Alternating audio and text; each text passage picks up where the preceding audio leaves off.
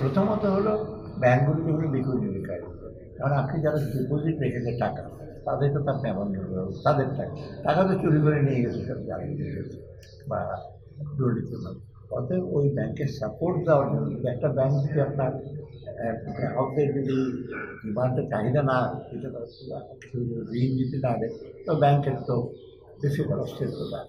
কিন্তু এটা কিন্তু ছাপানো টাকা না, এটা স্টেরিলাইজেশন করে থেকে মানুষগুলো মিশিয়ে দিল। আরেকটা জিনিস লক্ষ্য করে, এই টাকাটা কিন্তু আগেকার টাকার ছাপানো টাকার মতো না, বড় বড় প্রকল্প দেবেন, তাহলে আর্থিক আবার দুর্নীতি, এটাকে সম্পূর্ণরূপে ব্যবসা বাণিজ্য মানুষ করতে পারে।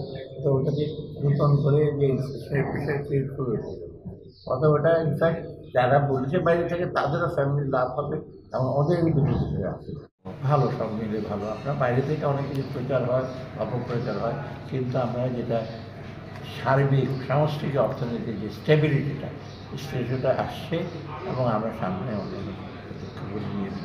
এটা প্রকৃষ্ট প্রমাণ যে বাইরে থেকে মাল্টিলেটারাল বোর্ড, তারপর বাইরেটার লোকেরা কেন আসছে, ডোনাররা কেন আসছে, ওরা তো কনভিন্স যে দেশে একটা ভালো কিছু হচ্ছে, সামনে দিকে এটি তো হয়তো লোকের এক্সপেকটেশনটা একটু বেশি এই সরকারের প্রতি আমি সে এক্সপেকটেশনটা তো 3-4 মাসে পূরণ করা বেশি চ্যালেঞ্জগুলি আছে।